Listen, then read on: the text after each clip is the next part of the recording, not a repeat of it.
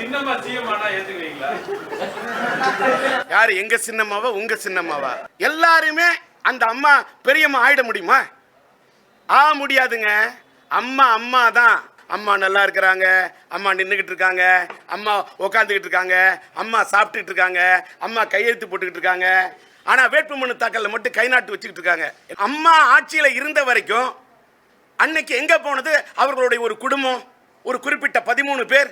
அவங்களுக்கு யாரும் அம்மா ஒரு நாளாவது ஒரு கவுன்சிலை பத்தி கொடுத்தாங்களா? சார் இவ்வளவு பெரிய போராட்டங்களுக்கு பண்ணிருக்கேன்றீங்க, டிஆர் ராஜேந்திரன் அப்படின்னு சொல்லிட்டு ஒரு அங்கீகாரம் இல்லாம பொதுமக்கள் கிட்ட இருக்கு அப்படின்றது நீ என்ன ஏனுங்க நான் ஏனுங்க சொல்லுங்க, ஏனுங்க நீங்க சொல்ல வேண்டியது இல்லைங்க.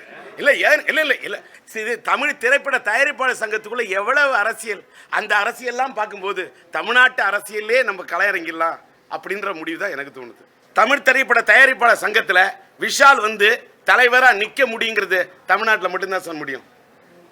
தமிழ்நாட்டில் மட்டும்தான் சார் முடியும். ஆந்திராவில் போய் நான் ஆந்திராவில் சேம்பரில் நானும் மெம்பர் சார், நாங்கள் லைஃப் மெம்பர் சார். தமிழ்நாட்டோட நிலைமையை சொல்கிறேன் சார், இது தமிழ்நாட்டில் மட்டும்தான் சார் முடியும்.